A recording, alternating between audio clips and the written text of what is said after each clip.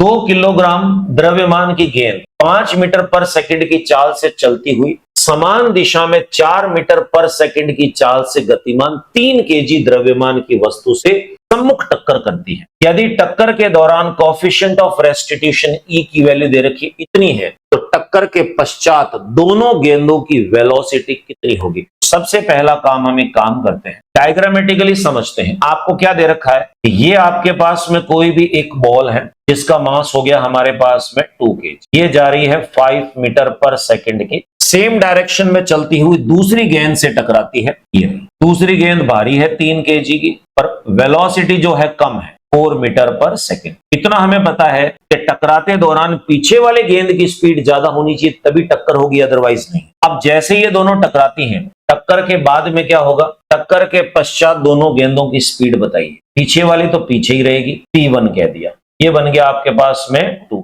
आगे वाली गेंद आगे ही रहेगी, ये हो गया आपके पास में 3 केजी और वेलोसिटी हो गई V2। V1 की वैल्यू निकालनी। बच्चा कहे जब कुछ भी समझ में नहीं आए तो कंजर्वेशन ऑफ मोमेंटम लगा दीजिए और साथ के अंदर में E की वैल्यू दे रखिए, E का फॉर्मूला लगा। तो पहला केस तो हम यूज करेंगे conservation of momentum. Case number 1, टकराने से पूर्व का संवेग और टकराने के पश्चात का संवेग, the collision, the momentum before the collision और momentum after the collision will be same. तो टकराने से पहले क्या होगा, देखिए 2 × 5 प्लस 3 × 4 इज इक्वल्स टू क्या बन जाएगा, ये 2v1 प्लस करके 3v2। इक्वेशन बन गई हमारे पास ये 10 और 12। तो ये बन गया आपके पास इस प्रकार से 2v1 plus 3v2 is equals to बन गया 22। फर्स्ट इक्वेशन क्या कि हमने इसको छोड़, ऐसी इक्वेशन बनाएंगे किसकी वजह से, E की वजह से। तो देखिए E इज इक्वल्स टू आपके पास में फॉर्मूला क्या होता है, सिंपल सी चीज, रिलेटिव वेलोसिटी निकालेंगे। तो हम ऐसे कह सकते हैं कि v1 minus v2 is equals to u1 minus u2, ऐसे होगा। E की वैल्यू आपको दे रखी है इसमें 2/3, v1 minus v2 divided by u1 की वैल्यू आपके पास है 5, u2 की वैल्यू आपके पास है 4, तो 1 हो गया हमारे पास। क्रॉस मल्टीप्लाई करें तो ये इधर आ जाएगा, तो 3v1 minus 3v2 is equals to हो गया आपके पास में 2। ये बन गया सेकेंड इक्वेशन। अब फर्स्ट और सेकंड इक्वेशन को सॉल्व करना है, ध्यान रहे ऐसे नंबर को काटो जो सेम है। 3v2 दोनों को प्लस कर दूं मैं, यहां पर मैं अलग कलर से लिख रहा हूं। मैं यहां पर देखिए फर्स्ट इक्वेशन को मैंने प्लस किया सेकंड इक्वेशन, तो लेफ्ट वाला लेफ्ट से प्लस होगा, राइट वाला राइट से। देखिए 3v2 प्लस में है, 3v2 माइनस में कट जाएगा। 2v1 और 3v1 कितना बन जाएगा, 5v1 इज इक्वल्स टू 22 और 2 ये बन गया 24। v1 is equals to 24 divided by आपके पास में है 5। इसको आप काटोगे तो ये बन जाएगा 4.8 मीटर पर सेकेंड। तो v1 की वैल्यू आ गई हमारे पास में 4.8 मीटर पर सेकेंड। इस वैल्यू को किसी भी इक्वेशन में डाल दीजिए, आपके पास में v2 की वैल्यू आ जाएगी। मैंने कहा इसमें डाल देता हूं इसको, तो देखो यहां लिख देता हूं, v1 की वैल्यू मैं यहां डाल रहा हूं, इसका डबल हो जाएगा आपके पास में 9.6 प्लस करके 3v2 इज इक्वल्स टू हो गया 22। इसको यहां शिफ्ट कीजिए, 3v2 इज इक्वल्स टू, ये माइनस हो जाएगा आपके पास में 12.4 आएगा, 12.4। अब इसको नीचे शिफ्ट कर दो, ये बनेगा आपके पास में v2 is equals to 12.4 divided by 3, ये बना 4.1। लमसम v2 की वैल्यू आई आपके पास में 4.1 मीटर पर सेकेंड। अब जरा ध्यान से देखिएगा, v1 की वैल्यू है 4.8 और v2 की वैल्यू हमारे पास है 4.1। ये आंसर आपके पास में जिस ऑप्शन में है वो आंसर करेक्ट होगा। देखो v1 है 4.8, यहां 4 दे रखा है, यहां 4 दे रखा है, यहां 4.67 है, लमसम इसके बराबर है। सेम तरीके से v2 की वैल्यू 4.1 है, तो v2 4.67 है, 6 है, और ये आपके पास में 4 दे रखा है और ये 4 दे रखा है, तो 4 के लमसम है। तो हम कहेंगे 16 क्वेश्चन का हमारा जो करेक्ट आंसर है वो आपके पास में ए ऑप्शन होगा दोस्तों। कि 2 कण जिनके द्रव्यमान 1 केजी और 2 केजी है, एक ही रेखा में स्थित है, यदि 2 केजी द्रव्यमान को राइट साइड में 10 मीटर शिफ्ट किया जाता है तो 1 केजी को कितना शिफ्ट करना पड़ेगा कि इसका सेंटर ऑफ मास जो है 2 मीटर राइट साइड में शिफ्ट है। दोस्तों बहुत ही इंपॉर्टेंट क्वेश्चन है, ऐसे क्वेश्चन एग्जामिनेशन के अंदर पूछे जाते हैं। तो इस क्वेश्चन को मैं 2 पैटर्न में सॉल्व करूंगा, एक कंसेप्चुअल ताकि आपको पता चले इसका सॉल्यूशन क्या है, और दूसरा अगर एग्जामिनेशन के अंदर में आता है तो कैसे शॉर्ट ट्रिक से इस क्वेश्चन को सॉल्व कर सकते हैं, तो इसको सॉल्व करने के लिए मैं एक अलग से स्लाइड लूंगा। देखिए दोस्तों, आपको क्या दे रखा है, इसी चीज को हम दो केसेस के अंदर में यूज करेंगे। केस नंबर फर्स्ट में हमने कहा कि ये हमारे पास में m1 द्रव्यमान है, जो वैल्यू दे रखी है आपको 1 kg, और यहां पर हमारे पास में दूसरा पार्टिकल है जिसका मास हो गया हमारे पास में 2 kg। इन दोनों को मिलाने वाली एक लाइन ये मैंने ज्वाइन कर दी, और साथ में कह दिया कि इनिशियली इसका सेंटर ऑफ मास यहां था हमारे पास। क्लियर? तो अब देखिए, सेंटर ऑफ मास से पहले वाले का डिस्टेंस x1 हो गया और दूसरे वाले का डिस्टेंस कितना हो गया, x2। तो हम लिखेंगे कि पहले मास m1 और m2 को शिफ्ट जब नहीं किया है तो सेंटर ऑफ मास कहां था, और फिर निकालेंगे शिफ्ट करने के बाद सेंटर ऑफ मास कहां है। तो एट प्रेजेंट जब ये अपनी जगह पे थे तो centre of mass x axis में रखा हुआ है, तो हम लिख सकते हैं x centre of mass is equals to m1 x1 plus m2 x2 whole divided by होगा हमारे पास में m1 प्लस m2। अब देखिए वैल्यू आपको दे रखी है, m1 है 1 kg, ये हो जाएगा 1x1 plus 2x2 whole divided bye हो गया आपके पास 3। फर्स्ट इक्वेशन कह के छोड़ दिया। क्लियर? अब हम बात करेंगे जब इसको शिफ्ट किया तो क्या हुआ। देखिए, m2 को शिफ्ट किया इस साइड में, सेंटर ऑफ मास शिफ्ट हो रहा है इस साइड में, तो आपको बताना m1 को कहां शिफ्ट करेंगे। आपकी मर्जी, आप चाहो इसको राइट शिफ्ट कर सकते हो, लेफ्ट साइड। अगर आप राइट शिफ्ट करोगे और अगर आंसर माइनस में आता है तो आप कहोगे लेफ्ट में है, और मान लो अगर आपने लेफ्ट में शिफ्ट करके माना है और आंसर प्लस में आ रहा तो हम कहेंगे राइट शिफ्ट। ये तरीके से मैं आपको समझाऊंगा। देखिए, अब हम बात करेंगे केस नंबर सेकंड की। ये था हमारे पास में केस नंबर फर्स्ट। अब देखिए, अब जो मैं बनाऊंगा, व्हाइट कलर की लाइन तो इनिशियल पोजीशन है और येलो कलर की लाइन बनाऊंगा फाइनल पोजीशन। पहले ये कहां था, इस जगह m1, यहां पर था ये m2। मैं इनिशियल चीज बना रहा हूं, इन दोनों को मिलाने वाली लाइन ये रही हमारे पास, और इसका सेंटर ऑफ मास था हमारे पास में यहां पर। अब देखिए, अब जब मैंने इसको शिफ्ट किया तो मैं लिखने का कलर चेंज कर रहा हूं ताकि आपको पता चले कैसे शिफ्ट हुआ। m2 को शिफ्ट किया मैंने इस साइड में यहां, अब ये हो गया हमारे पास में m2। कितना शिफ्ट किया आपने इसको, 10 मीटर, 10 मीटर शिफ्ट। पहली चीज क्लियर। अब उसके बाद कहा कि अगर आपने इसको 10 मीटर शिफ्ट किया है तो इसकी नई लोकेशन क्या होगी, जो पहले x2 थी तो हम कहेंगे ये हो गया x2 is equals to x2 plus 10। यानी क्या हो गया, जो पहले x2 था अब आपने 10 मीटर शिफ्ट किया तो x2 प्लस 10 हो गया। ठीक है, इसकी बात करते हैं। इसको मैंने शिफ्ट किया इस साइड के अंदर, राइट साइड के अंदर, तो ये मेरे पास में हो गया m1 1 kg का। अब जो इसकी लोकेशन पहले x1 थी, मान लिया कि मैंने इसको d मीटर शिफ्ट किया है, तो ये मेरे पास में कितना हो गया, x1 जो है ये हो गया x1 प्लस d।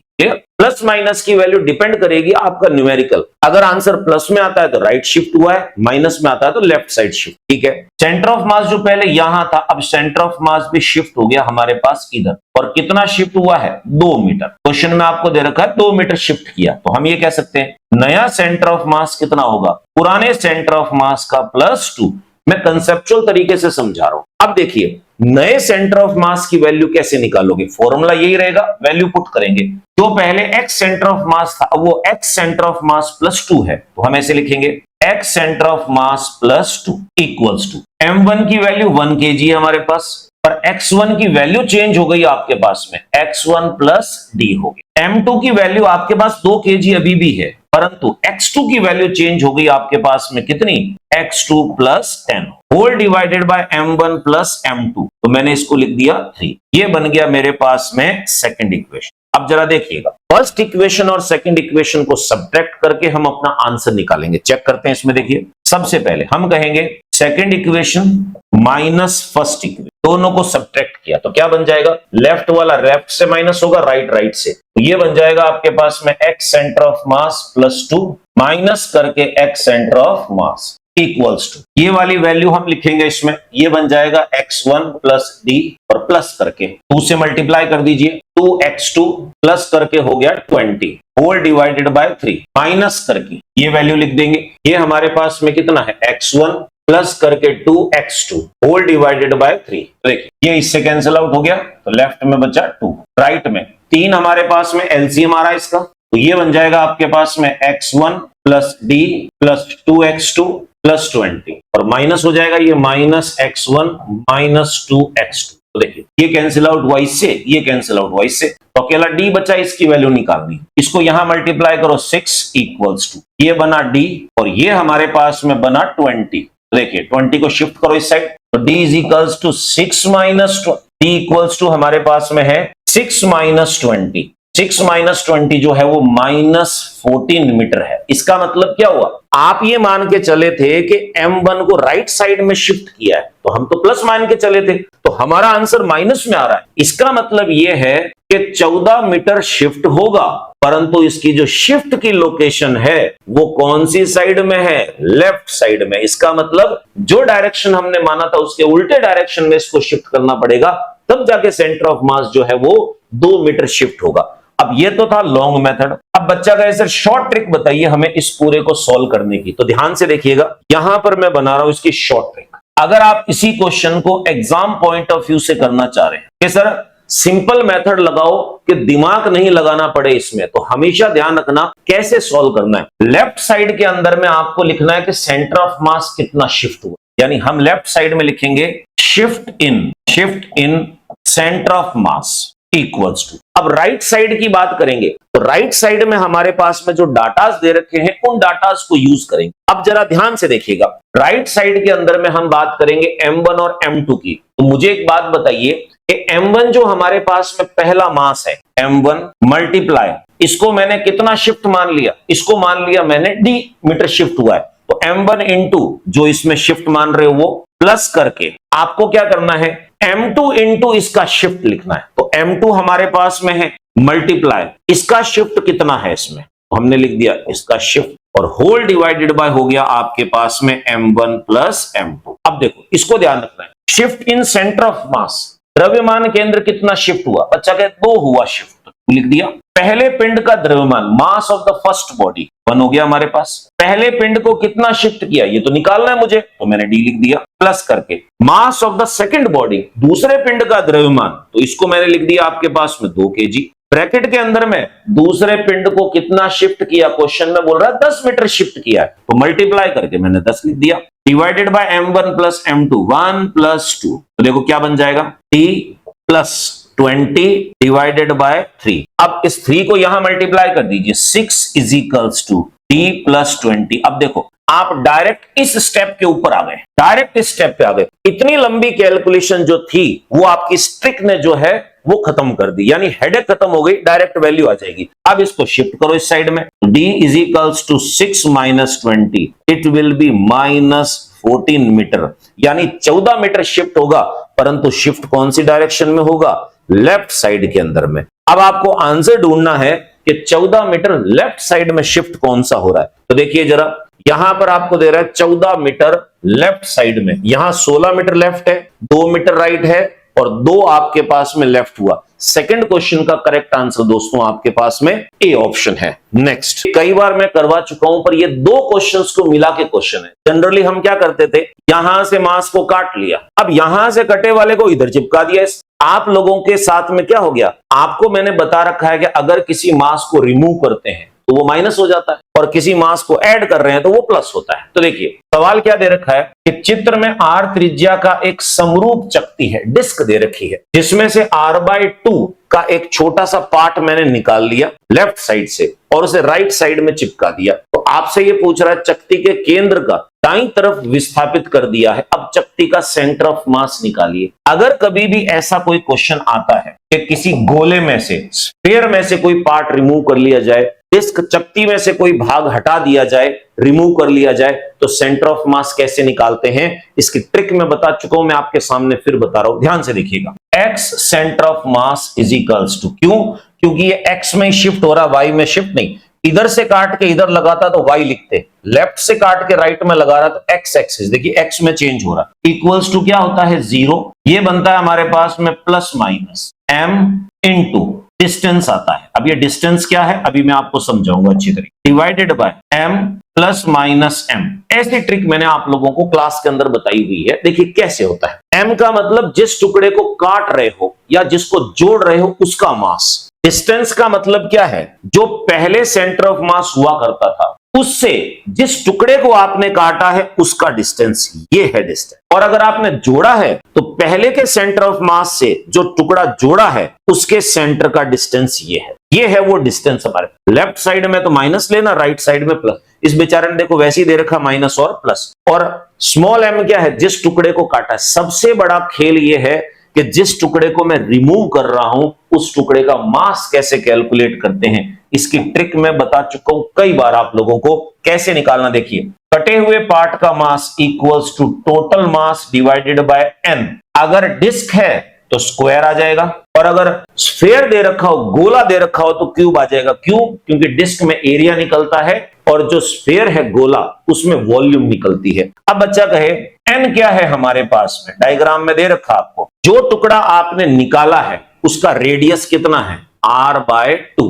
तो ये जो नीचे पार्ट लिखा हुआ होता है इसी को हम n कहते हैं। अब ये r/3 काट रहा होता तो n3 होता, r/4 काट रहा होता तो n4 होता, r/2 काट रहा है तो n की वैल्यू 2 हो गई। तो हम ऐसे लिखेंगे 2 का स्क्वायर इक्वल्स टू कितना बन जाएगा, m/4। अब वैल्यू पुट कर देते हैं। देखिए x centre of mass equals to, ध्यान से 0 हो गया। यहां पर 2 है, काटने वाला पार्ट भी और जोड़ने वाला पार्ट भी। काटने वाले को माइनस में लिखेंगे, जोड़ने वाले को प्लस लिखेंगे। तो पहले मैं इसकी बात कर लेता हूं। माइनस आ जाएगा क्योंकि कटे हुए पार्ट की बात कर रहा हूं। ये जो कटा हुआ पार्ट है इसका मास है m/4, तो मैंने लिख दिया m/4 मल्टीप्लाई जो कटा हुआ पार्ट है इसके सेंटर का और सेंटर ऑफ मास का डिस्टेंस कितना है, r/2। लेफ्ट साइड में है तो ये हो जाएगा मेरे पास में -r/, ठीक है। अब देखिए एक और पार्ट है, इसको काट के इधर जोड़ दिया, तो अब एक जोड़ दिया पार्ट है, ऐड कर दिया है, इसका मतलब प्लस आ जाएगा। और इसी को काट के इधर जोड़ा तो मास तो सेम रहेगा उसका, ये बन जाएगा हमारे पास प्लस में m/4। प्लस क्यों आया ध्यान रखना, क्योंकि ऐड किया है, ठीक है। और जिसको जोड़ा है उसके सेंटर का सेंटर ऑफ मास से डिस्टेंस r/2 है, राइट साइड में है, ये प्लस हो जाएगा हमारे पास। मैं लिख देता हूं प्लस में r/2 whole divided by total mass कितना था m, उसमें से m/4 काट लिया और m/4 ही जोड़ दिया। कटे हुए को माइनस और जोड़े हुए को प्लस। अब सॉल्व कर दो, आपका आंसर आपके सामने। बच्चा कहे सर सबसे पहले तो हम ये कह सकते हैं m/4 कट गए आपस में। बच्चा क्या हमारे पास में, x centre of mass is equals to minus minus plus हो गया, यानी mr/, हो गया 8। यहां पर माइनस माइनस प्लस ही ऑलरेडी पहले से ही, प्लस करके हो गया mr/8 होल डिवाइडेड बाय हुआ m। देखिए ऊपर हमारे पास में क्या हो जाएगा, 8 तो है एलसीएम, तो mr प्लस mr 2mr हो गया और अपॉन हो गया m। तो m से m कैंसिल आउट कर दो और ये कट जाएगा 1 होगा और ये कट जाएगा 4। इट विल बी, आपके पास में आंसर आया r/4। अब r/4 प्लस में आ रहा है कि माइनस में आ रहा है, तो अब आप देखिए r/4 जो है इसकी वैल्यू प्लस में है, इसका मतलब centre of mass r/4 right side में शिफ्ट होगा। अब बच्चा बोले सर इसमें तो 2 कोऑर्डिनेट दे रखे हैं, y एक्सिस का तो कोई रोल ही नहीं है, तो आप कहोगे y तो होगा 0 और x होगा हमारे पास में कितना दोस्तों, ये चीज। तो हम कहेंगे जो शिफ्ट हुआ है उसका आंसर हमारे पास में आएगा r/4, 0। r/4, 0 कौन सा है, क्लियर। देखिए फोर्थ क्वेश्चन का करेक्ट आंसर आपके पास सी ऑप्शन है। अगर मान लो नीचे से काट के ऊपर चिपका था तो आपका आंसर y में आता, तो 0 तो होता x में और जो आंसर निकला वो y में होता। तो ये खेल समझना है आप लोगों को। नेक्स्ट क्वेश्चन, क्वेश्चन नंबर 5वां देखिएगा, सेम क्वेश्चन है, ज्यादा कोई दिक्कत नहीं है, सेंटर ऑफ मास की वैल्यू निकालनी है। तो आपको क्या कह रखा है कि 4 पार्टिकल्स हो गए हमारे पास में। एक काम करते हैं, एक डायग्राम से इनको बना लेते, और स्क्वायर है ये, तो स्क्वायर है तो चारों साइड्स बराबर होनी चाहिए इसकी, ठीक है। अब देखिए यहां से ये बन गया ऐसे और इस वाले पार्ट को मैंने बना दिया इधर। ये हमारे पास में है x और ये हमारे पास में क्या हो गया, तो हमने नाम दे दिए 2 kg है तो इसको हमने लिख दिया m1 is equals to 2 kg। 3 kg है तो ये हो गया आपके पास में m2 is equals to 3 kg। 5 kg है तो हमने कहा m3 इज इक्वल्स टू हो गया 5 kg। और 8 kg है तो इसको हमने लिख दिया m4 इज इक्वल्स टू हो गया 8 kg। इसको मैं ओरिजिन मान लेता हूं 0,0 और स्क्वायर जो दे रखा है वो आपके पास में क्या है, 2 मीटर साइड का है। तो आपको पता है x में 2 मीटर जा रहा है, y में है नहीं, तो 2,0। y में 2 जा रहा है, x में है नहीं, तो 0,2। इधर x में भी जा रहा है, y में भी जा रहा है, तो 2,2। अब इसको सॉल्व कर दीजिए, आपका आंसर आपके पास आ जाएगा। तो हम कहेंगे x कोऑर्डिनेट सेंटर ऑफ मास का, तो m1 x1, तो m1 है 2, x1 है 0, m2 x2, तो ये हो जाएगा 3 into 2, m3x3 5 into 2 plus m4x4 8 और x की वैल्यू है 0 डिवाइडेड बाय इन सबको जोड़ना है तो आप यहां जोड़ सकते हो 3 और 2 5, 5 और 5 10 और 8 18 18 हो गया हमारे पास इक्वल्स टू देखिए ये 0 है ये बचेगा आपके पास 6 ये बचेगा 10 डिवाइडेड बाय हो गया 18 यानी आप कहोगे 16 अपॉन ये बनेगा 18 तो काट लो इसको 8 बाय 9 ये बन गया x की वैल्यू। y की वैल्यू अगर निकालू मैं y सेंटर ऑफ मास तो क्या बन जाएगा मेरे पास में m1 कितना है 2 kg y है 0 m2 3 kg y है 0 m3 5 kg और y है इसका 2 प्लस m4 8 kg है और y है इसका 2 whole divided by sum of the mass तो वही आएगा 18 आपके पास ये 0 हो गया ये 0 10 plus 16 upon 18 it will B 26 divided by हुआ 18 2 से काट लो 13 अपॉन 9 तो हम ये कह सकते हैं कि सेंटर ऑफ मास के जो कोऑर्डिनेट हमारे पास आए हैं वो 8 अपॉन 9 कॉमा 13 अपॉन 9 है ये ढूंढ लीजिए कौन सा है तो 8 अपॉन 9 13 अपॉन 9 ये आपके पास में फिफ्थ क्वेश्चन का करेक्ट आंसर ए ऑप्शन है दोस्तों। नेक्स्ट क्वेश्चन नंबर 6 देखिए बहुत इंपॉर्टेंट क्वेश्चन है ध्यान से देखिएगा 2 सेंटीमीटर त्रिज्या की एक छोटी वलय को एक 6 सेंटीमीटर की वलय से काटा जाता है। ये वलय नहीं है चकती है यहाँ पर ये आपको पता है वलय तो खोखला होता है भाई रिंग जो है वो तो खोखला है हॉलो होता है अंदर से काट नहीं सकते तो डिस्क मान लो एक तरह से काटा जाता है यदि इसके केंद्रों के मध्य की दूरी 3.2 सेंटीमीटर है तो वलय के द्रव्यमान केंद्र में शिफ्ट कितना होगा इसका वो बताना। अभी थोड़ी देर पहले हमने जो निकाला था इधर से काट के इधर चिपका दिया सेम वही है तो देखिए ये क्या रखा आपको मैं थोड़ा सा एक डायग्रामेटिकली समझा देता हूं। आप लोगों को इस टाइप से एक डिस्क दे रखी है व्हाइट कलर की मैं डिस्क बना देता हूं ये डिस्क बन गई आपके पास क्लियर।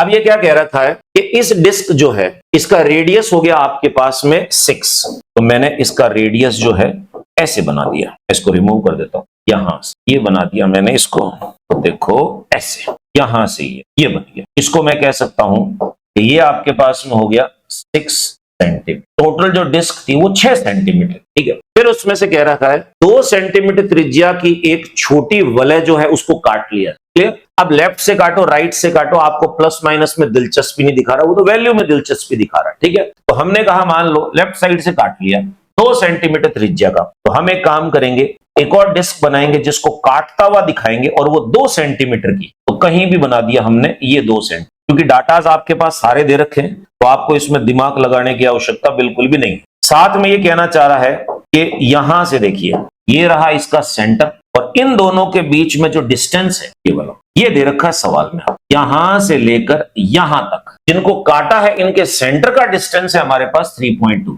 मैं ये कह दूंगा ये जो डिस्टेंस है ये मेरे पास में 3.2 जिस डिस्क को हमने काटा है इस डिस्क का रेडियस आपके पास दे रखा है 2 सेंटीमीटर। अब इस डायग्राम को थोड़ा ध्यान से समझें 6 सेंटीमीटर की डिस्क में से 2 सेंटीमीटर की डिस्क को काट लिया साथ में दे रखा है कि जो पहले सेंटर ऑफ मास था और जो जिसको काटा है इनका सेंटर इनके बीच का डिस्टेंस कितना है 3.2 सेंटीमीटर। आपको यह बताना है कि काटने की वजह से तो इस पूरे सिस्टम का सेंटर ऑफ मास कहां शिफ्ट हुआ। अभी ट्रिक आपको बताई थी मैंने कि X centre of mass equals to 0 plus minus जिसको काटा है उसका मास और उन दोनों के सेंटर के बीच का distance whole divided by m plus minus m। सबसे पहला आपका रोल क्या है इस m की वैल्यू निकालना जो ये डिस्क मैंने काटी है उसका मास कितना उसकी ट्रिक मैं बता चुका हूं देखिए m इज इक्वल्स टू क्या होता है m अपॉन n। अब यहां डिस्क दे रखी है आपको इसमें यहां स्क्वायर हो जाएगा। अब बच्चा का n कैसे निकालेंगे देखो इसका रेडियस 6 था इसका रेडियस 2 है तो n निकालने का तरीका है दोनों के रेडियस को डिवाइड कर दो कितना भाग निकाला तो 6 डिवाइडेड बाय 2 तो हमने कहा ये तो हो गया हमारे पास में यानी ऐसे कह सकते हो अगर ये r है तो ये r बाय 3 हुआ तो n की वैल्यू 3 हो गई हमारे पास तो यहां पर वैल्यू 3 डालूंगा तो m अपॉन 3 का स्क्वायर। छोटे छोटे कंसेप्ट्स हैं इनमें कंफ्यूज नहीं होना है। अब ये वैल्यू पुट कर दो आपका आंसर आपके सामने x centimetre is equals to 0 हो गया। अब काटा है तो माइनस आ जाएगा हमारे पास ये कितना बन जाएगा m बाय 9 ठीक है। और डिस्टेंस जो दे रखा है वो हमारे पास में 3.2 सेंटीमीटर लेफ्ट साइड मान लेते हैं 3.2 centimetre whole divided by m काटा है तो m बाय 9 सॉल्व कर लो आपका आंसर आपके सामने। 0 का कोई मतलब नहीं है माइनस माइनस प्लस हो गया तो आप कहोगे m upon 9 multiply 3.2 whole divided by, ये बन जाएगा 8m/9। तो देखो m से m कट गया, 9 से 9 कट गया, आपके पास आया 3.2/8। काटो इसको, 8 4 जा 32, तो 0.4 सेंटीमीटर, यानी जो सेंटर ऑफ मास शिफ्ट हुआ है इसकी वजह से वो है 0.4 सेंटीमीटर। 0.4 सेंटीमीटर ए ऑप्शन में दे रखा है। अब कोई बच्चा दिमाग में लाता है कि सर मैं इसको राइट साइड में काट लूं, काट सकते हो, आंसर माइनस में आ जाएगा, प्लस माइनस में इसको कोई दिलचस्पी नहीं है। बच्चा कहे सर मैं y में से काट लूं, काट सकते हो, एक्स वाई की वैल्यू नहीं पूछ रहा है, तो वैल्यू पूछ रहा है आपसे। आप x में काटो, y में काटो, कहीं भी काटोगे सेंटर ऑफ मास शिफ्ट हो जाएगा 0.4 सेंटीमीटर। नेक्स्ट क्वेश्चन, अगला क्वेश्चन देखिए, बहुत इंपॉर्टेंट क्वेश्चन है। एक L लंबाई की सीधी छड़ को एक छोर मूल बिंदु पर है तथा दूसरा x = L पर है, यदि छड़ का प्रति एकांक लंबाई द्रव्यमान यानी यूनिफॉर्म मास की नहीं है, कहीं बड़ी कहीं छोटी, इस प्रकार से है, और ये दे रखा उसकी डेंसिटी AX, ए कांस्टेंट है, तो इसका द्रव्यमान केंद्र कहां होगा? देखिए ध्यान से, मैं आपको एक चीज बताना चाह रहा हूं, थोड़ा उसको ध्यान से अच्छी तरीके से कंसीडर कीजिएगा। आपको ये ऐसा कोई भी दे रखा है, अब मैंने तो ये यूनिफॉर्म बना दी है, ये यूनिफॉर्म नहीं है, नॉन यूनिफॉर्म है। मैं कलर चेंज कर देता हूं इसका ताकि आपको अच्छी तरीके से दिख जाए। ये मान लो मेरे पास में कोई भी एक छड़ हो गई, और साथ में ये कह रहा है कि अगर मैं यहां पर एक लाइन खींचता हूं और एक्स एक्सिस में रखी हुई है, इस पार्ट को मैं कहूंगा, इस पार्ट को, ये वाला जो पार्ट x = 0, और इस पार्ट को मैं कहूंगा x = L। इसका मतलब छड़ जो है रॉड, वो L मीटर जो है वो लंबी है। साथ में हमें पता है कि उबड़ खाबड़ है ये। अब बच्चा कहे सर ये तो आपने स्ट्रेट बना दी, तो देखिए ये उबड़ खाबड़ बना सकते हो, ऊपर नीचे ऐसे, कहीं ज्यादा है कहीं कम है, इस कम ज्यादा आप बना सकते हो। तो क्या है, सवाल की भावनाएं समझने की बात है पूरी। अब यूनिफॉर्म नहीं दिख रही है, नॉन यूनिफॉर्म है। साथ में क्या रखा है कि इसकी जो डेंसिटी है ρ = वो आपके पास में कितनी है, AX डेंसिटी है हमारे, ठीक है। आपको ये बताना है कि अगर ऐसे है तो इसका सेंटर ऑफ मास क्या होगा। देखिए दो तरीके हैं दोस्तों, अगर आप 11th क्लास के स्टूडेंट है तो एक लंबा चौड़ा डेरिवेशन है, उससे आप सॉल्व कर सकते हो, परंतु अगर आप कंपटीशन की तैयारी कर रहे हो तो आपको एक ट्रिक होनी चाहिए, उस ट्रिक की मदद से आप इसको सॉल्व करते हो। देखिए अब ट्रिक क्या है, इस ट्रिक को मैं यहां पर एक अलग से बनाऊंगा, देन उसके बाद में हम उससे इसका सॉल्यूशन निकालेंगे। शॉर्ट ट्रिक हमें क्या कहती है, इतने से भाग में निकाल। ट्रिक ये कहती है, अगर इसकी डेंसिटी ρ = A + BX है, तो इसका जो सेंटर ऑफ मास होगा हमारे पास, X सेंटर ऑफ मास, इसका जो फॉर्मूला बनेगा हमारे पास वो होगा L 3A + 2BL whole divided by 2A + BL, ये बनता है। अब जरा ध्यान से देखिएगा, पहला नंबर A है और X के पास जो लिखा हुआ वो B है आपके। अब यहां क्या खेला इसने, अब मैं इसको ऐसे कह सकता हूं कि 0 + AX लिखने का तरीका हमारा, हम ये बताना चाह रहे हैं कि पहला नंबर 0 है और दूसरा नंबर जो B मान के चले उसकी जगह A है। तो आपको क्या करना है, इस ट्रिक के अंदर में जहां जहां A लिखा हुआ वहां 0 लिखना है, यानी जहां जहां A है वहां 0 लिखना है, और जहां जहां P है वहां A लिखना है, क्योंकि X के पास इसने A दिया है। तो जहां जहां आपके पास में B है वहां पर आपको A लिखना। बच्चा का ठीक है, कोशिश करते हैं। देखिए क्या बन जाएगा आपके पास में, X सेंटर ऑफ मास = बाहर L दे रखा है, अंदर पहला नंबर A है तो 0 हो जाएगा, ये प्लस कर 2BL है तो B की जगह A डालना है, तो 2AL हो गया हमारे पास में। जैसा डिजिट ये कह रहा है वैसा ही रखना है। तीसरे में यहां 3 लिखा हुआ, पहला नंबर A है 0 हो गया, B की जगह A डालना है, यानी 0 + कितना हो गया, AL। अब इसको सॉल्व कर दो, ऑप्शन में आंसर मिल जाएगा। क्या बनेगा देखो, X centre of mass = L/3 हुआ, अंदर कितना है, ये बना 2AL, नीचे आपके पास में है AL। देखो हट गया, इससे आंसर आया आपके पास में 2L/3, यानी इसका जो सेंटर ऑफ मास हमारे पास में है 2L/3 है, तो 2L/3 कहां होगा, आधे से ज्यादा ही होगा, यहां मान सकते हो आप इसमें। X centre of mass = 2L/3।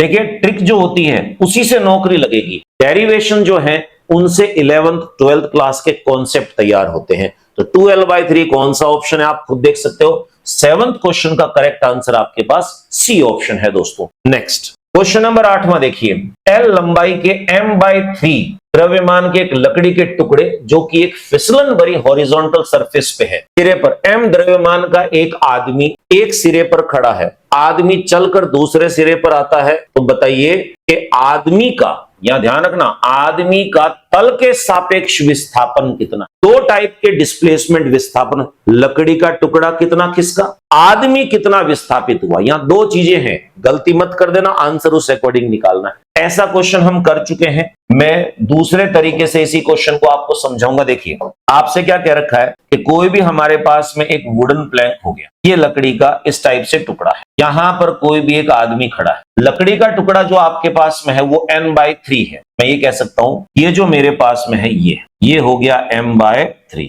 ठीक है। लेंथ जो इसकी दे रखी है, लंबाई, वो हमारे पास में कितनी है, l लेंथ दे रखी। आदमी का मास कितना है, m, यानी आदमी के मास का 1/3 है लकड़ी का टुकड़ा। अब आदमी जो है इस डायरेक्शन में चलना स्टार्ट करता है, इस डायरेक्शन ऐसे चल रहा है। अब चलते चलते ये किसी एक जगह पे पहुंचेगा, तो हमने इसको अलग कलर से बना दिया। अब देखिए तो लकड़ी का तख्ता जो है वो पीछे की ओर शिफ्ट होगा, तो इसको हम ऐसे कह सकते हैं, आदमी के चलने की वजह से लकड़ी का तख्ता जो है वो यहां शिफ्ट, आदमी इधर आ गया इसके अंदर। अब शिफ्टिंग हुई कितनी, इन दोनों में, यहां ए पोजीशन थी इसकी और ये है इसकी बी पोजीशन। लकड़ी का तख्ता जो है वो एक्स शिफ्ट हुआ पीछे, आदमी कितना गया, L में से x माइनस कर देंगे, या ऐसे कह सकते हैं L में से x माइनस कर सकते हो, ये बन जाएगा आपके पास में L माइनस x। अब पहले क्वेश्चन में जो सॉल्यूशन कराया था उसी से मैं डायरेक्ट फंडा उठाऊंगा इसके लिए, तो आप ये कह सकते हो कि ऐसे देखिए 0 is equals to m1x1 plus m2x2, ऐसे ले सकते। m1 मान लिया मैंने आदमी का मास है, m हो गया, ठीक है। x1 है आदमी कितना डिस्प्लेस हुआ, तो आप कहोगे सर जाना तो वैसे तो दिख रहा है L लंबाई का तख्ता, पर यहां से लेकर यहां तक जो आदमी की शिफ्टिंग है वो L माइनस x हो गई, राइट साइड में है इसलिए प्लस लिया है, प्लस करके m2, लकड़ी का तख्ता m/3 है हमारे पास, शिफ्टिंग कितनी है वुडन प्लैंक में, x से ऑपोजिट डायरेक्शन में है, तो मुझे यहां मजबूरी में -x लेना पड़ेगा। अब इनको सॉल्व कर देना, इसको उठा के यहां शिफ्ट कीजिए, तो m L minus x is equals to m/3x हो गया, m से m cancel out, cross multiply कर दीजिए, 3L minus 3x equals to x, यहां शिफ्ट करो इसको, ये बन जाएगा 3L is equals to 4x, x is equals to 3L upon 4। अब बच्चे को लगता है कि ये आंसर आ गया, हालांकि यहां 3L/4 दे रखा है। अब देखिए बच्चे को लगता है कि मेरा आंसर आ गया, सवाल को ध्यान से पढ़ना। स्टार्टिंग में आदमी का तल के सापेक्ष विस्थापन कितना है, ये आपके पास में क्या है, ये है हमारे पास में shift in wooden plank, wooden plank, यानी जो लकड़ी का तख्ता है वो कितना खिसका, तो हमें वो थोड़ा ना बोल रहा है, हमें तो बोल रहा है आदमी कितना खिसका, तो आदमी जो खिसका है वो तो L माइनस x हुआ, तो हम कहेंगे आदमी में विस्थापन जो हुआ है, आदमी में विस्थापन यानी shift in man equals to L minus x हो गया। तो देखो L माइनस x पड़ा आपके पास में 3L अपॉन 4, एलसीएम आ गया 4 आपके पास, 4 में से 3 गया 1, L/4 आंसर है। आदमी किसका L/4, लकड़ी का तख्ता किसका 3L/4। तो इसीलिए कहा जाए ध्यान से सवाल को पढ़े, तो आपका जो करेक्ट आंसर है वो बी ऑप्शन होगा।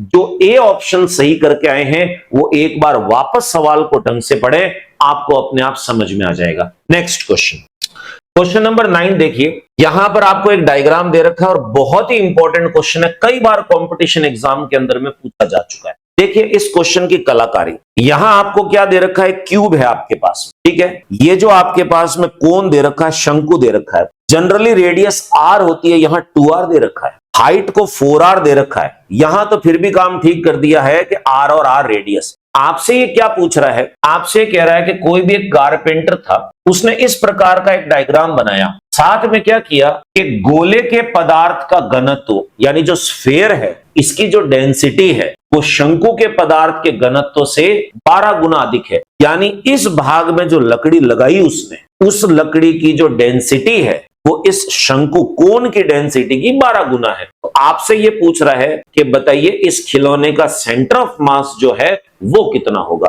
तो सेंटर ऑफ मास कहां होगा, तो हमें पता है इस कोन का सेंटर ऑफ मास इधर होगा, चला के दे रखा है, इसका सेंटर ऑफ मास इधर होगा, वाई एक्सिस में हम कोऑर्डिनेट निकाल देंगे। हमने कहा सबसे पहले हमें यह निकालना होगा कि इन दोनों का जो मास है वो कितना है, क्योंकि एक्स तो पता है हमें पर मास नहीं पता है, उसे निकालने के लिए डेंसिटी को यूज करना पड़ेगा। तो सबसे पहले देखिएगा क्वेश्चन में आपको क्या दे रखा है कि डेंसिटी ऑफ स्फीयर जो है इज इक्वल्स टू 12 टाइम्स हो गई हमारे पास में डेंसिटी ऑफ द कोर, ये दे रखा है। और घनत्व जो होता है डेंसिटी, मास अपॉन वॉल्यूम, तो हमने कहा ये हो जाएगा mass of sphere divided by volume of the sphere 4/3 pi R cube. तो रेडियस इसका आर ही है, यहां तो इत्तेफाक गनीमत है, ये दे रखा है इक्वल्स टू 12। ये बन जाएगा आपके पास में मास of the cone divided by volume of the कोन। शंकु जो होता है हमारे पास में वो होता है 1/3 pi r square h. R square का मतलब रेडियस, तो रेडियस 2r है आपके पास, तो स्क्वायर करेंगे तो ये बन जाएगा 4r। डायरेक्ट लिख रहा हूं, ध्यान रखना। इनटू हाइट, हाइट आपके पास में 4r दे रखी है, ये हो गया 4r।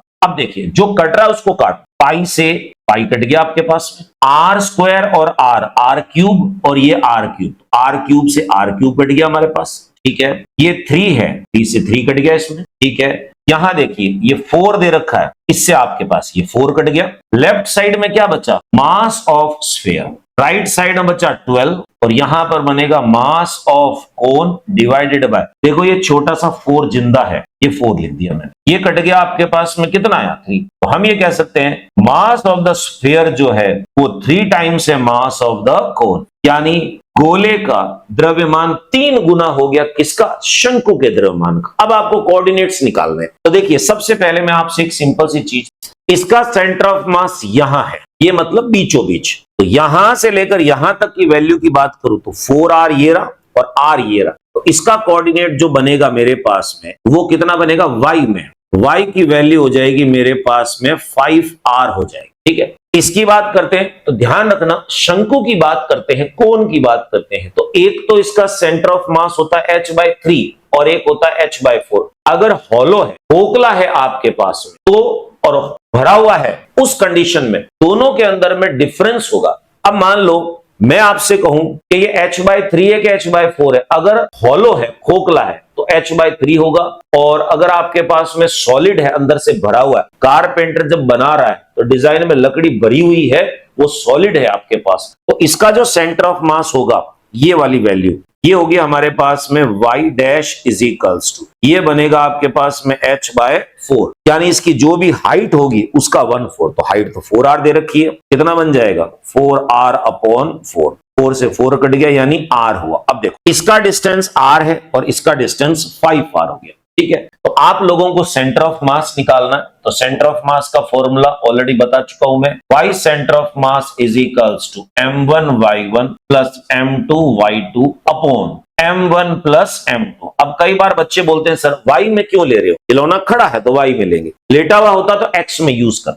y सेंटर ऑफ मास निकालना है आपको, m1 मान लो मैं स्फीयर मान लेता हूं, मास ऑफ द स्फीयर मल्टीप्लाई, ये जो स्फीयर है इसका डिस्टेंस कितना है, आप कहोगे 5r हो गया हमारे, प्लस कर m2 कोन को मान लेता हूं, मास ऑफ द कोन हो गया, कोन जो है उसका जो हाइट दे रखा है वो कितना है, r हो गया हमारे पास, whole divided by m1 plus m2 mass of the sphere plus mass of the cone. बच्चा का वैल्यू क्यों नहीं रखी, अब रखेंगे values. y centre of mass is equals to mass of sphere 3 times दे रखा है mass of cone 5r plus mass of the cone into r whole divided by mass of the sphere 3 times mass of the cone plus शंकु का द्रव्यमान। अब देखो calculation कर लो, answer आपके सामने, 5 into 3 15 plus 1 16 mass of the cone into radius, जुड़ी तो गई, तो 15 हो गया, ये 1 हो गया, 3 और 1 4 हो गया, 4 मास ऑफ द कोन, ये कट गया इससे, ये कट गया इससे, 4 हो गया, तो आप कहोगे 4r आया हमारे पास। अब 4r कहां है,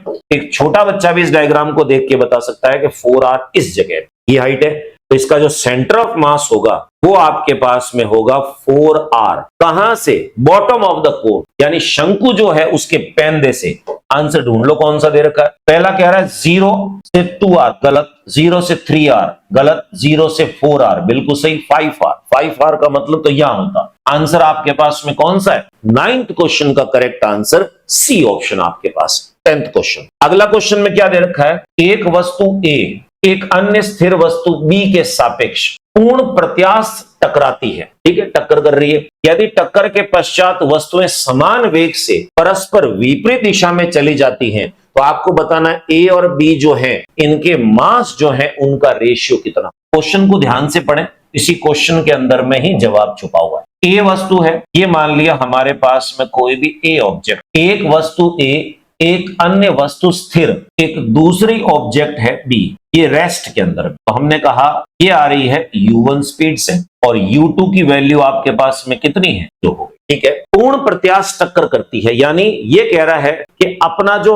वेलोसिटी है वो एक्सचेंज कर देती है। ठीक है, यदि टक्कर के पश्चात वस्तुएं समान वेग से परस्पर विपरीत दिशा में चलती हैं, तो टकराने के बाद की अगर मैं बात करता हूं, ये ऐसे होगा, बी जो है ये तो जाएगा इस डायरेक्शन में, ए जाएगा रिवर्स में। ये तो आपको पता ही है, जिससे टकराया वो तो आगे जाएगा, पी जा रहा है इस डायरेक्शन में और ए जो है आपका ये जा रहा है इस डायरेक्शन। इसका मास हमने कह दिया m1, इसका मास हमने कह दिया m, ये हो गया m1, ये हो गया m2। साथ में क्या कह रखा है कि दोनों समान वेग से ऑपोजिट डायरेक्शन के अंदर में जा रहे हैं। ठीक है, आप कहोगे इसकी वेलोसिटी v1 और इसकी वेलोसिटी हो गई v2। v1 और v2 है तो सेम, पर इन दोनों की जो वैल्यू है आपस में एक दूसरे से क्या है, ऑपोजिट है। अब ये बच्चा कह रहा है कि सर इन दोनों के मास जो है इनका मुझे रेशियो निकालना है। बड़ा आसान सा तरीका है, आप चाहो तो फॉर्मूला यूज कर सकते हो, आप चाहो तो सिंपल सी चीज है, इसमें संवेग संरक्षण को यूज कर सकते हो। तो हम ये कहेंगे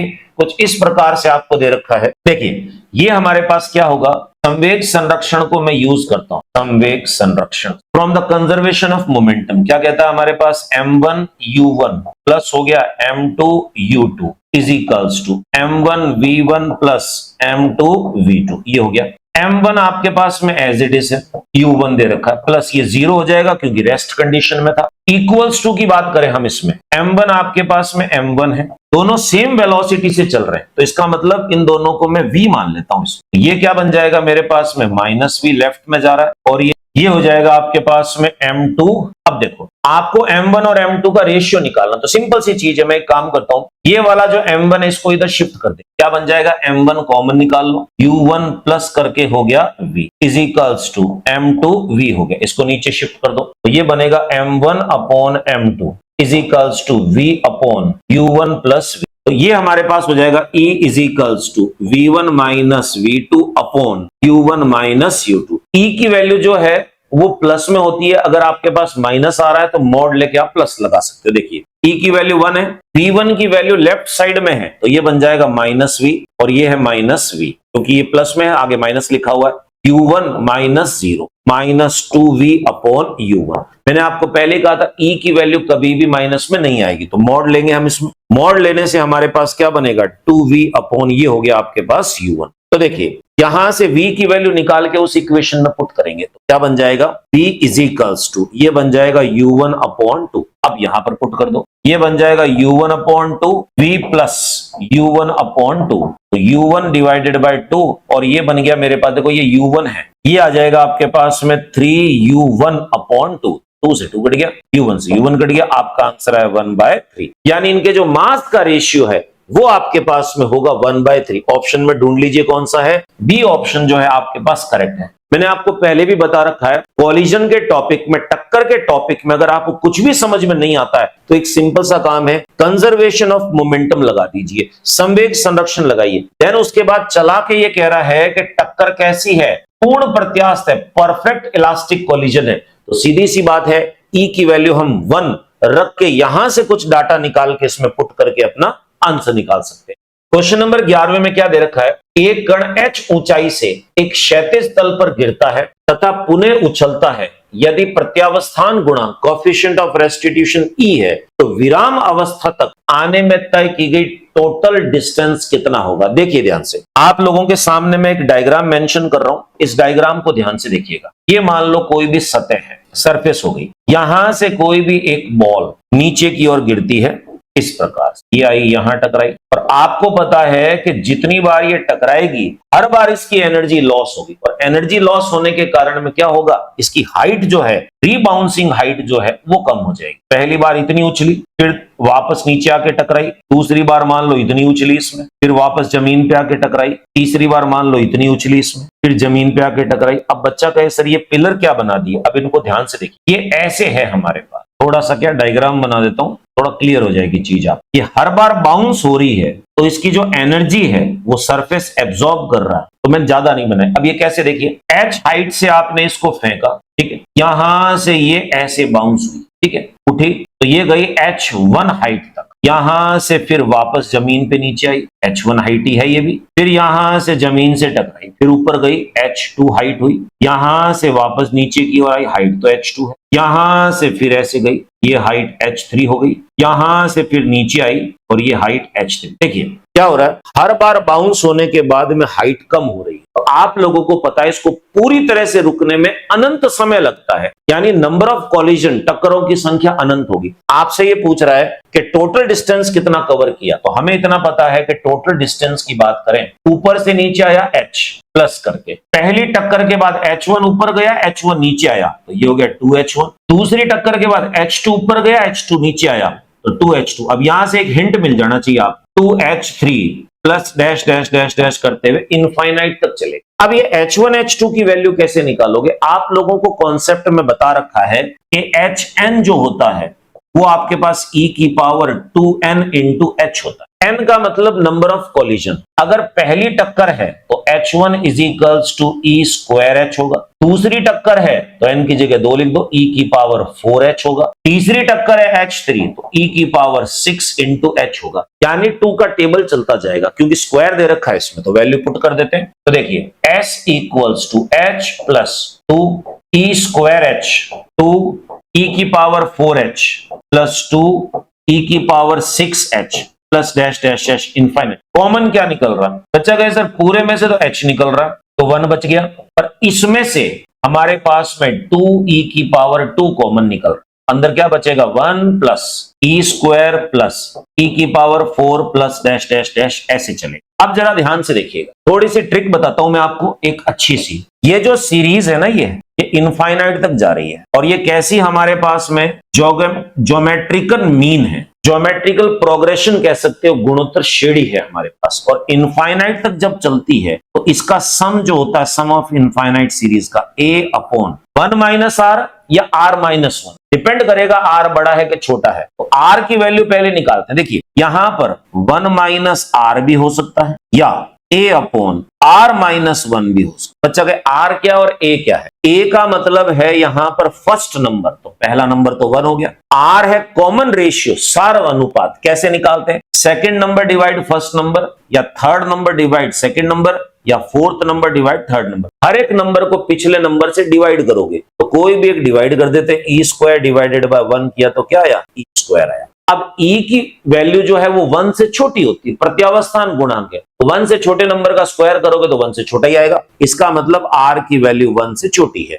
1 से छोटी है तो 1 माइनस r यूज। क्लियर, तो देखो वैल्यू पुट कर देते हैं, आंसर आ जाएगा आपके पास। जगह कम है, उपयोग करना पड़ेगा, h 1 plus 2e square, a की वैल्यू है 1, 1 माइनस आर, 1 माइनस आर की वैल्यू कितनी है, e स्क्वायर। अब e स्क्वायर से स्क्वायर काट मत देना इसके अंदर में, ये इधर आ जाएगा, एलसीएम ले डालो इसका, तो मैं यही लिख देता हूं इक्वल्स टू करके। देखो h बाहर है, अंदर अगर एलसीएम आएगा तो 1 माइनस e स्क्वायर एलसीएम हो गया इसका, ये इधर मल्टीप्लाई होगा 1 माइनस e स्क्वायर प्लस ये इससे मल्टीप्लाई हुआ 2e स्क्वायर, आपका आंसर आपके सामने। ये इसमें से माइनस हो जाएगा तो 1 बच जाएगा, तो हम कहेंगे s इक्वल्स टू h बाहर लिखा हुआ है, ये बन गया 1 plus e square whole divided by 1 minus e square, यानी रुकने तक इसने जो टोटल डिस्टेंस कवर किया वो ये है। अब ये डिस्टेंस आपके कौन सा ऑप्शन के अंदर में है उसको ध्यान से देख लीजिए। तो ये हमारे पास बन गया h/2 नहीं है,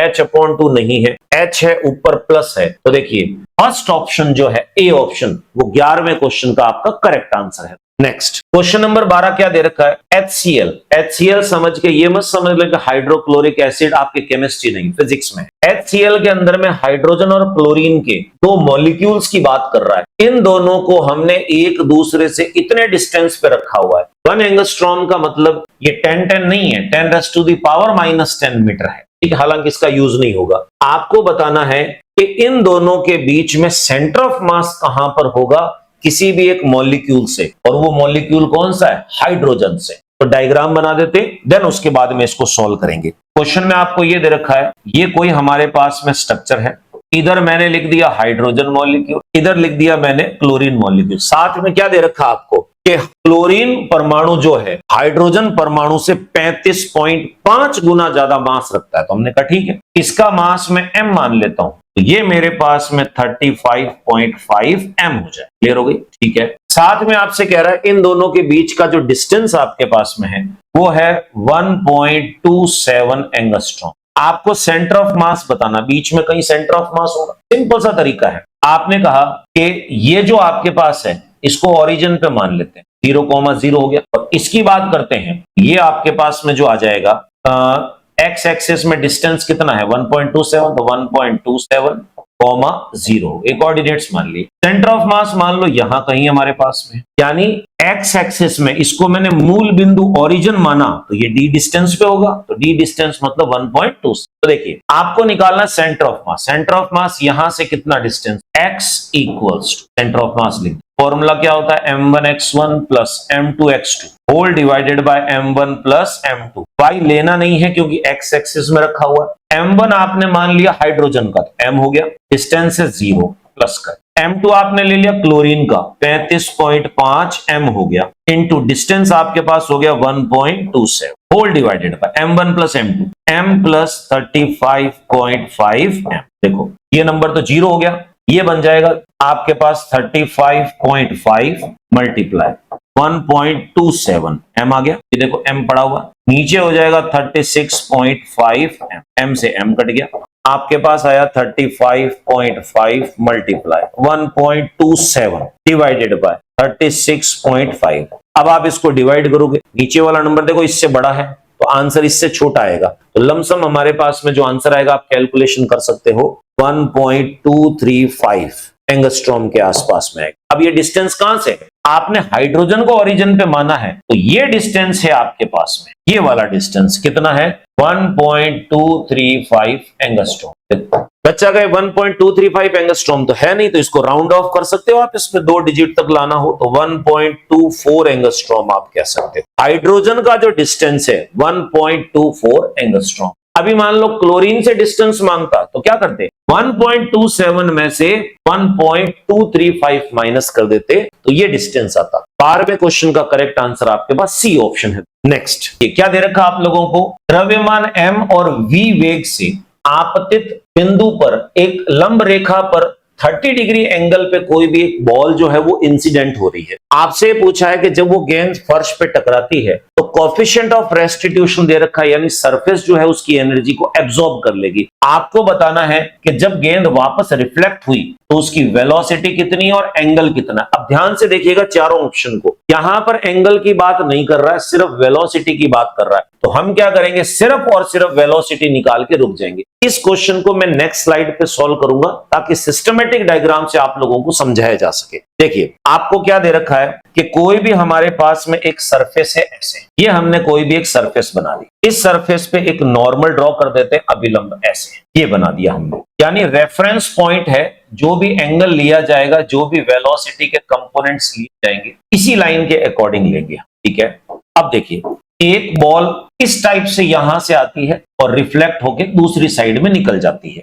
अगर E की वैल्यू यहां पर नहीं होगी तो हम ये कह सकते हैं कि जिस एंगल से आई उस एंगल से चले, परंतु ये वाली वैल्यू आपको दे रखी है 30 डिग्री। एक गेंद जो है इस टाइप से आती है, जो वेलोसिटी है वेग वो मेरे पास में इस डायरेक्शन, कंपोनेंट बनाने पड़ेंगे इसके। ये है वेलोसिटी v, रिफ्लेक्ट होती है यहां से आगे चली गई इस डायरेक्शन, ये ऐसे रिफ्लेक्ट, इसका जो वेलोसिटी है वो v डैश होगी जिसकी वैल्यू निकालनी है। ये एंगल अलग हो 30 डिग्री से, मान। अब जरा ध्यान से देखिएगा, v वेलोसिटी से आई 30 डिग्री एंगल पर, तो कंपोनेंट बनेंगे 2 इसमें। कौन कौन से कंपोनेंट बनेंगे देखिए, एक बनेगा इधर और एक कंपोनेंट बनेगा इस। सेम तरीके से थीटा डिग्री पे गई है तो एक कंपोनेंट बनेगा इधर और एक कंपोनेंट बनेगा इधर। अब सबसे पहले एंगल को ध्यान से देखिए, ये 30 डिग्री है तो ये आपके पास 30 डिग्री, तो मैं ये कह सकता हूं कि वेलोसिटी का जो कंपोनेंट इस डायरेक्शन में बनेगा तो वो होगा आपके पास में cos 30 डिग्री। cos 30 की वैल्यू होती है sin 60 के बराबर √3/2, ये बन जाएगा √3/2 p बन गया।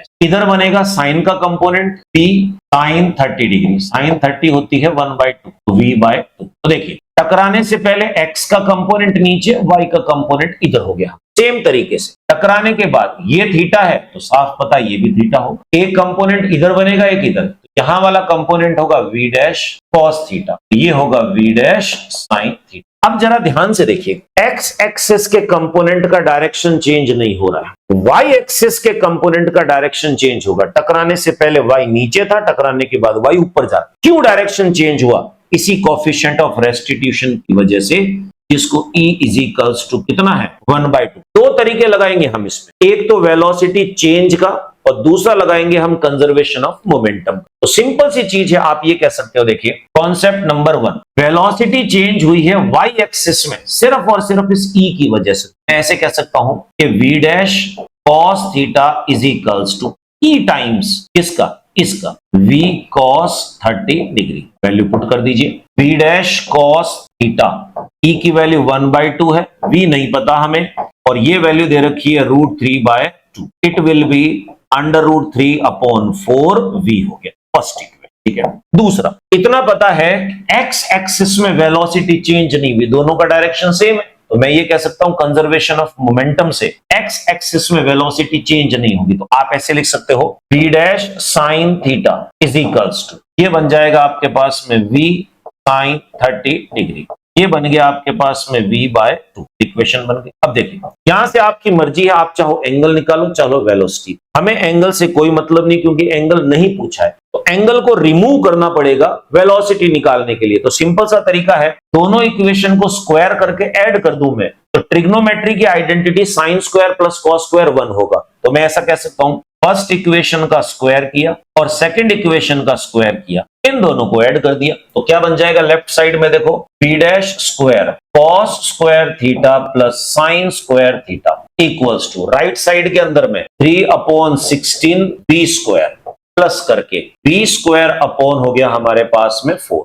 एलसीएम ले डालीजिए 16 हो जाएगा, 3V स्क्वायर प्लस इसको इससे डिवाइड किया तो ये बन जाएगा 4V। ये वैल्यू जो होती है 10वीं क्लास की मैथमेटिक्स की आइडेंटिटी 1 हो जाएगा, तो V dash square is equals to, ये बन गया आपके पास में 7V स्क्वायर अपॉन, तो V dash equals to, root बनाया हमने 7V स्क्वायर अपॉन 6, बाहर निकाल दो जो निकल रहा है बाहर, रूट में 7 फंस जाएगा, 16 का 4 हो गया और ये V हो गया, √7/4V, ये हमारा आंसर है। अगर एंगल निकालना होता तो इन दोनों इक्वेशन को डिवाइड कर दीजिए, V डैश कैंसिल हो जाएगा, थीटा की वैल्यू आ जाएगी आपके पास। ये ऑप्शन कौन सा है, जरा ढूंढते हैं इसमें। देखिए फर्स्ट ऑप्शन जो है ये आपके पास में करेक्ट आंसर होगा 15वें क्वेश्चन का। नेक्स्ट क्वेश्चन देखिए, नेक्स्ट क्वेश्चन नंबर 17, ध्यान से देखिएगा। क्वेश्चन में क्या दे रखा है, एक वस्तु को 10 मीटर की ऊंचाई से गिराने पर उन्हें 2.5 मीटर की ऊंचाई पर वो वापस उठती है। सीधी सी बात है, एनर्जी में लॉस हुआ, तो गतिज ऊर्जा में कितने प्रतिशत हानि होगी, यानी काइनेटिक एनर्जी में कितना लॉस होगा। एक सिंपल सा डायग्राम बनाएंगे, उस डायग्राम की मदद से हम समझेंगे। देखिए, ये मान लिया कोई भी हमारे पास में एक सरफेस हो, आपको ये दे रखा है, कोई भी एक बॉल ऐसे आई और टकराने के बाद में वापस इतनी ऊपर उठी, एनर्जी में लॉस हुआ। यहां से गेंद ऊपर से नीचे गिरी इधर, और यहां से जो गेंद है ये ऊपर, ये आपको दे रखा है 10 मीटर हाइट हो गई, ये आपको दे रखा है 2.5 मीटर, ये हाइट हो गई हमारे पास। सीधी सी बात है, इसको मैं H1 कह सकता हूं और ये हमारे पास में क्या हो जाएगा, H2 होगा। आपसे पूछ रहा है कि जब ये गेंद सतह से टकराई तो इसकी काइनेटिक एनर्जी में कितना लॉस हुआ, वो निकालना है। सिंपल सी चीज, काइनेटिक एनर्जी में परसेंटेज लॉस निकालना है। कैसे निकालोगे, change in kinetic energy divided by initial kinetic energy. जो निकालना है आपको वो देखो ऐसे है, change in kinetic energy divided by initial kinetic energy into क्या कर देंगे 100 कर। अब ये आएगा कैसे, चेंज इन काइनेटिक एनर्जी कैसे निकालोगे, आप कहोगे स्टार्टिंग में ½ mv1 स्क्वायर माइनस बाद में ½ mv2 स्क्वायर डिवाइडेड बाय, ऐसे ही निकालेंगे, ये बनेगा ½ mv1 स्क्वायर इंटू कितना हुआ 100, यानी डेल्टा के का मतलब है स्टार्टिंग की काइनेटिक एनर्जी और बाद की काइनेटिक एनर्जी का माइनस। स्टार्टिंग की काइनेटिक एनर्जी ½ mv1 स्क्वायर है, बाद की काइनेटिक एनर्जी ½ mv2 स्क्वायर है, क्योंकि मास सेम है। अब देखो, हाफ से हाफ कट गया आपके पास, m से m कट गया। एक तरह से मुझे करना क्या है, v1 square minus v2 square upon v1 square into 100, यही तो निकालना है। जो निकालना मैं उसी को ओपन कर रहा हूं, v1 को दोनों के पास अलग अलग कर दो, ये आ जाएगा 1 minus v2 square upon v1 square into 100, ये निकालना है। अब ये निकालने के लिए आपको क्या चाहिए, V2 अपॉन V1 की वैल्यू चाहिए। इतना आपको पता है कि जब गेंद हाइट पे है तो उस दौरान में इसमें पोटेंशियल एनर्जी है, और जब ये जमीन पे आएगी तो काइनेटिक एनर्जी होगी। मैं ये कह सकता हूं कि यहां पर इसके पास पोटेंशियल एनर्जी है, और जब ये गेंद जमीन पे आई तो इसके पास में काइनेटिक एनर्जी हो गई। तो मैं ये कह सकता हूं कि स्टार्टिंग की पोटेंशियल एनर्जी काइनेटिक एनर्जी में शिफ्ट हो गई, ऐसे लिखा जा सकता है। सेम तरीके से जब ये यहां थी तो इसके पास में काइनेटिक एनर्जी थी Ke2, और जब ये यहां गई तो इसमें पोटेंशियल एनर्जी हो गई Pe2। क्यों? गतिज ऊर्जा और स्थितिज ऊर्जा एक दूसरे में शिफ्ट होती, तो ऐसे लिखा जा सकता है। इसकी वैल्यू की मैं बात करता हूं तो देखो Ke1 is equals to Pe1 हो गया, इसका फॉर्मूला बनता है half mv1 square is equals to mgh, m से m कट गया आपके पास, ये बन जाएगा half v1 square is equals to g into 10 हो गया। मैंने एज इट इज लिख दिया, कुछ भी चेंज नहीं कर रहा इसको, ठीक है। सेम तरीके से टकराने के बाद को मैं डायरेक्ट लिख रहा हूं इसी रूप में, तो क्या बन जाएगा मेरे पास, देखो half v2 square is equals to g हो गया, और हाइट कितनी है 2 पॉइंट, ये बन गया। इसको मैंने कह दिया सेकंड इक्वेशन। आपको V2 और V1 का रेशियो चाहिए, इन दोनों को डिवाइड कर दो, second equation divided by first, क्या बन जाएगा आपके पास, हाफ से हाफ कट गया, V2 square upon V1 square is equals to G into 2.5 G into 10 cut गया, G से G, ये बन गया आपके पास में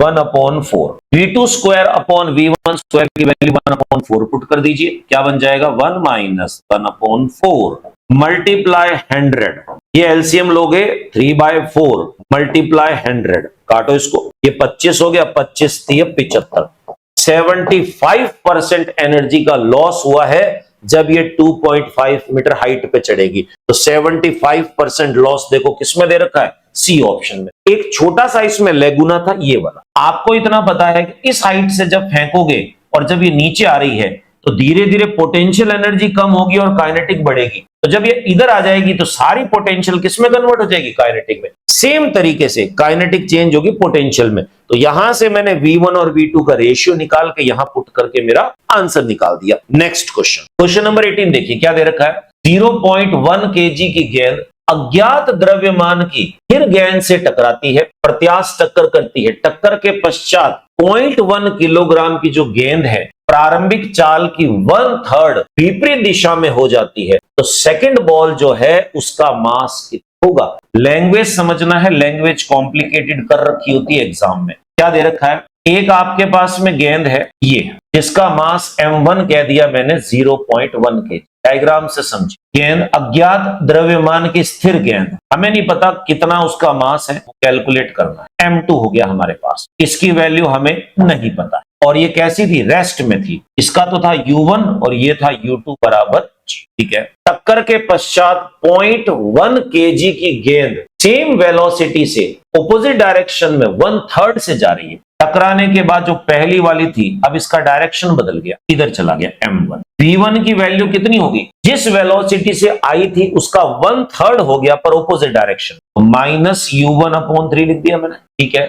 सेकंड गेंद जो है उसका द्रव्यमान बताइए कितना होगा। तो बच्चा कहे सर सेकंड गेंद के बारे में तो कोई जानकारी दे नहीं रखी इसमें, 1/3 of initial opposite direction, second ball जो है ये रही हमारे पास में m2। अब यहां पर हम क्या कर सकते हैं कि हमें मास पूछा है, तो वैल्यू आपको V1 की दे रखी है, तो कॉलिजन का जो फॉर्मूला हमारे पास में है V का, उसकी वैल्यू निकाल के लगा सकते हैं। तो फॉर्मूला क्या देखिए आपके पास, V1 इज इक्वल्स टू, अगर मैं बात करता हूं तो ये बनेगा हमारे पास में m1 minus m2 upon m1 plus m2 U1 plus 2m2 upon m1 plus m2, तो ये बन जाएगा आपके पास में कितना U2। यहां से वैल्यू निकाल, U2 की वैल्यू 0 दे रखी है, ये वाली पूरी वैल्यू जो आपके पास में वो कितनी हो जाएगी 0। अब देखो V1 की वैल्यू है -U1/3, ये पुट करके आप वैल्यू निकाल सकते हो, क्या बन जाएगा देखिए -U1/3 is equals to m1 की वैल्यू कितनी है 0.1 माइनस m2 नहीं पता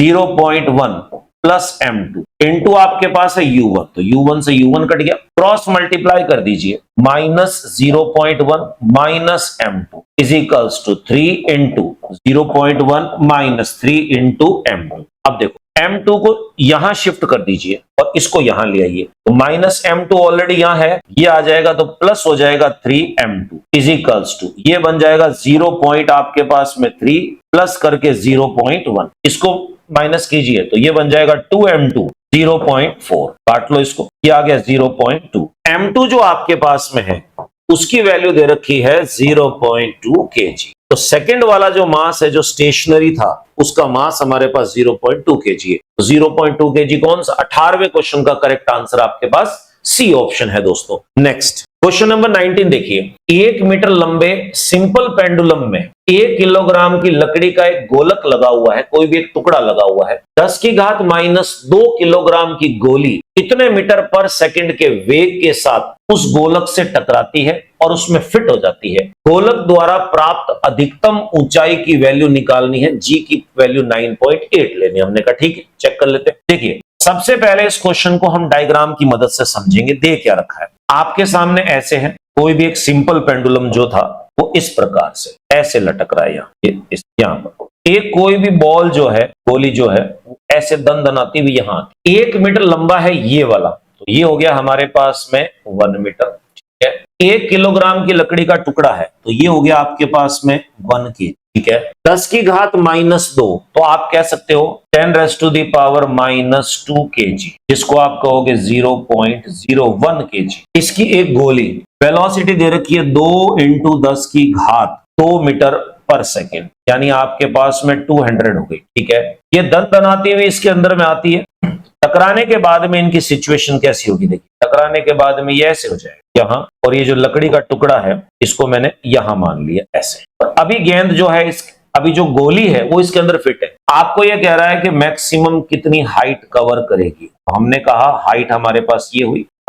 आपको करना क्या, सिंपल सी चीज है, जैसे ही गोली इससे टकराई तो गोली उसमें धंस गई, तो इसका मतलब गोली ने अपनी एनर्जी इसको ट्रांसफर कर दी, तो यहां पर एनर्जी होगी काइनेटिक एनर्जी। ठीक है, और जब ये यहां से यहां पर पहुंचेगी, धीरे धीरे हाइट कवर कर रही है, तो काइनेटिक एनर्जी कम हो रही है और पोटेंशियल एनर्जी बढ़ रही है, तो यहां पर इन दोनों सिस्टम में टोटल एनर्जी होगी हमारे पास क्या, पोटेंशियल। तो हम ये कह सकते हैं कि kinetic energy is transfer in potential energy. Value निकाल देते हैं, तो देखिए काइनेटिक एनर्जी ए पॉइंट पे जो थी वो किसके इक्वल होगी, पोटेंशियल एनर्जी के जो बी पॉइंट पे है, जो मैक्सिमम हाइट हमें कैलकुलेट करनी। काइनेटिक एनर्जी का फॉर्मूला 12 mv²। यहां पर बुलेट और ब्लॉक दोनों एक साथ हैं, तो मैं वैल्यू नहीं लिख के डाटा लिख देता हूं, m + m va², ये लिख दिया, इक्वल्स टू ये हो जाएगा mgh। तो m + m दोनों अभी एक दूसरे में फिट है, g हो गया और ये हो गया h। देखो ये कट गया आपस के अंदर। हाइट निकालने के लिए आपको v निकालना पड़ेगा, g को शिफ्ट करो, h = va² अपॉन कितना हुआ, 2g। फर्स्ट इक्वेशन कह के छोड़ दिया। हमें यह निकालना पड़ेगा कि जब यहां से ये रवाना हुए उस समय इनकी स्पीड कितनी। तो देखिए निकालने का बेस्ट तरीका है कंजर्वेशन ऑफ मोमेंटम। टकराने से पहले ब्लॉक रुका हुआ था, गोली चल रही थी, टकराने के बाद दोनों एक दूसरे में धंस गए, तो दोनों कॉमन वेलोसिटी से चल रहे। तो मैं इधर निकाल दूं यहां पर, तो मैं ऐसे लिख सकता हूं, देखो m × v + m × 0, ब्लॉक रुका हुआ था, उसके बाद में m + m और ये हो जाएगा आपके पास में va। तो देखिए ये क्या बन जाएगा, va = m upon m + m × v। va = लकड़ी का टुकड़ा, ये हमारे पास में 0.01 है गोली, और ये आपको दे रखा है कितना, इसमें 1 kg का, तो ये हो गया 1.01 हो गया, मल्टीप्लाई वेलोसिटी आपके पास में कितनी है, 200 है। देखिए ये हट जाएगा इसमें से 00 से, तो ये बन जाएगा आपके पास में 2/1.01। अब देखिए 1.01 लगभग a की वैल्यू है, तो मैं ऐसे कह सकता हूं va जो है वो नियर अबाउट मेरे पास में क्या होगा, 2 मीटर पर सेकेंड। अब ये वैल्यू उठा के यहां डाल देते हैं, ये बन जाएगा आपके पास में कितना, va की वैल्यू जो हमारे पास में है ये बन जाएगा आपके पास में 2² अपॉन 2 × ये 9.8 है, ये आ जाएगा आपके पास 4, यानी 2/9.8, 0 लगा दो इसमें, ये बन जाएगा 10 और ये बन गया 49 बन गया 0 पॉइंट, ये बन जाएगा आपके पास में 0 लगा दिया 100, तो लगभग 2 बन गया आपके पास। आप ये कह सकते हो कि इसकी जो हाइट है वो 0.2 मीटर होगी, यानी आप ये कह सकते हो कि एक तरह से 20 सेंटीमीटर ऊपर उछलेगा। 0.2 मीटर कौन सा है, 19 क्वेश्चन का हमारा करेक्ट आंसर बी ऑप्शन है दोस्तों। नेक्स्ट क्वेश्चन नंबर 20 क्या दे रखा है, एक 20 किलोग्राम का द्रव्यमान जो 10 मीटर पर सेकंड की चाल से चल रहा है, एक 5 केजी के रेस्ट में किसी मास से टकराता है। टकराने पर दोनों द्रव्यमान चिपक जाते हैं। संयुक्त द्रव्यमान की गतिज ऊर्जा, काइनेटिक एनर्जी बतानी है, वेलोसिटी नहीं। तो देखो क्या दे रखा है, एक हमारे पास में कोई भी ब्लॉक है जिसका मास दे रखा है m1 is equals to 20 kg। u1 की वैल्यू हमारे पास में है 10 मीटर पर सेकेंड। किसी दूसरी बॉडी से टकराता है जिसका मास तो दे रखा है 5 kg, साथ में ये कह रखा है कि वो रेस्ट कंडीशन में था, u2 इज इक्वल्स टू 0। टकराने के बाद में दोनों एक दूसरे से चिपक जाते हैं, कॉमन मोशन हो गया, पूर्णतः अप्रत्यास्थ टक्कर। तो m1 और m2 संयुक्त हो गए, एक कॉमन वेलोसिटी से चल जाते हैं v से। ठीक है, आपको निकालना है कि जब ये चल रहे हैं तो इनकी टोटल काइनेटिक एनर्जी कितनी, तो उसके लिए वेलोसिटी निकालनी पड़ेगी। तो सबसे पहले कंजर्वेशन ऑफ मोमेंटम को यूज करता हूं, तो मैं ये कह सकता हूं कि m1 u1 plus m2 u2, और ये दोनों चिपके हुए हैं, m1 plus m2 into v कह सकता हूं। देखिए u2 0 है, ये कैंसिल आउट हो जाएगा, तो v इज इक्वल्स टू क्या बनेगा, m1 u1 upon m1 plus m। मैं अभी वैल्यू नहीं पुट कर रहा। अब आपको निकालना है कि जब ये कॉमन चल रहा है तो इसकी काइनेटिक एनर्जी कितनी है। तो हम कहेंगे काइनेटिक एनर्जी निकालनी है तो फॉर्मूला क्या होगा, half mass m1 plus m2 into v square. तो half m1 plus m2 v square, उसका स्क्वायर कर देंगे तो ये बन जाएगा m1 square u1 square upon करके m1 प्लस m2 का होल स्क्वायर। तो ये कट गया एक इससे, तो आपके पास क्या बनेगा, half m1 square u1 square upon m1 plus m2। अब मेरे प्यारे बच्चों इसमें वैल्यू पुट करेंगे, देखो हाफ हो गया, m1 की वैल्यू है 20, तो हम कहेंगे इसका स्क्वायर करेंगे 400। u1 की वैल्यू है 10, स्क्वायर करेंगे 100। m1 प्लस m2 20 प्लस 5 हो गया हमारे पास में 25, 25 से 2 हो गया तो 50। तो ऊपर तो है 400 इंटू 100 डिवाइड 25 इंटू 2 50, ये कट जाएगा इससे 2 यानी 800। आप कहोगे काइनेटिक एनर्जी जो है वो 800 जूल होगी। तो 20वें क्वेश्चन का आपका जो करेक्ट आंसर है वो बी ऑप्शन है दोस्तों।